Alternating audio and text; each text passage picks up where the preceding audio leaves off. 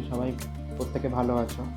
তো আজকের যে টপিকটা নিয়ে আলোচনা করব সেটা হচ্ছে গোল্ডেন ফিঞ্চ, লং টেল, আউল, বেঙ্গলি ফিঞ্চ। এগুলো ঘরে ছোট পাখি, যেহেতু এগুলো ঘরে আমরা কেজ ছাড়া যদি একটা কম্প্যাক্ট সেট আপ তৈরি করতে পারি তাহলে তাতেও কিন্তু আমরা রাখতে পারি। আমি মেনলি এটা করেছি প্লাই দিয়ে, সেটাই তোমাদের আজকে দেখাবো। চলো।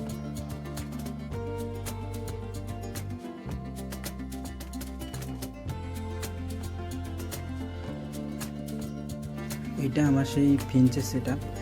এটার মোটামুটি হাইট হচ্ছে তোমার ধরো 5 ফুট মতো, লম্বাতে মোটামুটি 4 ফুট মতো, আর চওড়াতে 2 ফুট। তো এটা ব্যাকগ্রাউন্ডে আমি আর্টিফিশিয়াল যে গ্রাসগুলো হয় সেগুলো দিয়েছি, আর এখানে হোল করে করে সমান ডিস্টেন্সে আমি এগুলোকে রেখেছি, আর তামার তার দিয়ে এগুলোকে আমি বেঁধে দিয়েছি। যদি দুদিকে বাঁধা হয়েছে, এটা একদিকে যদি তুমি বাঁধো তাহলে জিনিসটা এরকমভাবে ঝুলে থাকবে। এখানে কী হবে, বাচ্চাগুলো পড়েও যেতে পারে।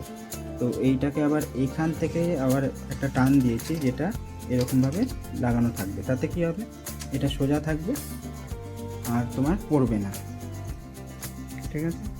আর এই যে বেসটা করেছি, এইটাই আজকের মেন বলার তোমাদের। আমি প্রথমে এই বেসটা ঝালাই করব ভেবেছিলাম। এগুলো স্টিল রড কিনে এনেছি আমি, আমাদের যে বনহুগলি জায়গা আছে ওখানে গিয়ে আমি কিনে এনেছি। তো প্রথমে ভেবেছিলাম টোটালটা ঝালাই করব। এখানে একটা রড দেবো এরকম লম্বালম্বি, আর এদিকে একটা দেবো, আর এদিকে একটা দেবো, আর 4 মাথায় আর দুপাশে দুটো লম্বা দিয়ে মাঝে এরকম ঝালাই হবে। তো ঝালাই মোটামুটি 2,5-3 হাজার টাকা পড়তো। তো আমি তখন একটা প্ল্যান বার করলাম। আমি ভাবলাম একটা দিন যে এটা কী করে ঝালাই না করে আমার ঝালাইয়ের মতো কাজ হয় এরকম করা যেতে পারে। তো তখন কি করলাম, ভাবলাম যে এরকম লম্বা আমার বিট লাগবে, যে বিটগুলো আমি মাঝখান থেকে ড্রিল দিয়ে দিয়ে ফুটো করে নেব।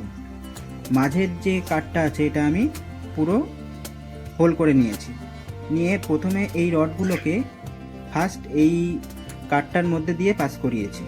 পাস করানোর পর দুপাশে আমি আবার ওই সেম ডিস্টেন্সে করে নিয়েছি, তার মধ্যে ঢুকিয়ে দিয়েছি। এটা কিন্তু সত্যি বলছি দারুণ শক্ত হয়েছে। এর উপরে আমি উঠেও দাঁড়িয়েছি, খুব ভালো মানে কাজ করেছে। তো এখানে অনেকটাই সাশ্রয় তোমাদের হয়ে যাবে। এরকম এই জিনিসগুলো অ্যাকচুয়ালি কেউ কিন্তু বলবে না। এই জিনিসগুলো আমি তোমাদের প্রথমেই বলেছিলাম যে আমার প্রতিটা ভিডিওতে কিছু কিছু এমন এমন ট্রিক দেবো যেগুলো তোমাদের কাজে লেগে যাবে। যেমন ধরো এই যে কোনো জায়গায় তুমি এইখানে এই কেজে না বসাতে পারো, তুমি যদি খাঁচাতেও এইটা সেট আপ করো, তখন তোমাকে এরকমভাবেই বাঁধতে হবে। এরকমভাবে বাঁধলে কিন্তু এটা সোজা হয়ে থাকবে, এটা পড়বে না এই জিনিসগুলো। আর এটার সামনে যেটা হবে সেটা ভেবেছিলাম গ্লাস দেবো, কিন্তু গ্লাস দিলে এটা খুব ওয়েট হয়ে যাবে, সেই জন্য গ্লাস দেওয়া যাবে না। তো এটাকে অ্যাক্রাইলিক যে ফাইবার শিট হয় ট্রান্সপারেন্ট, সেইটাই দেবো, দিয়ে তার উপর দিয়ে বিট দিয়ে অ্যাক্রাইলিক শিটটা জোড়া হবে। এটা এখনও হয়নি।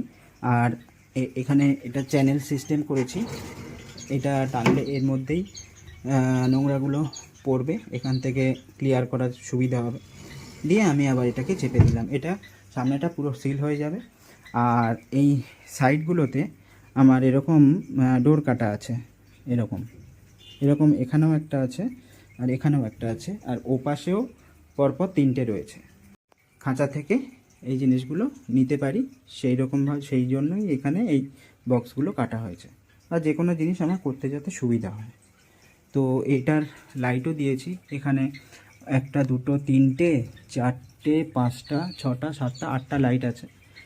এই লাইটগুলো যেগুলো ব্যাকে দেওয়া রয়েছে সেগুলো গ্রিন দেওয়া রয়েছে, আর এগুলো আলাদা আলাদা দেওয়া রয়েছে। সেটা যখন লাইটের কানেকশান করব তখন দেখবে দুর্দান্ত লাগবে, খুবই সুন্দর লাগবে।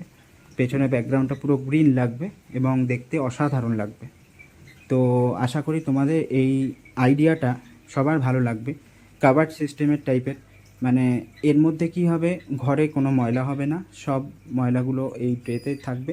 ঘরের মধ্যে কোনো পাখির পালক বা লোম এগুলো উড়বে না, সুবিধা হবে।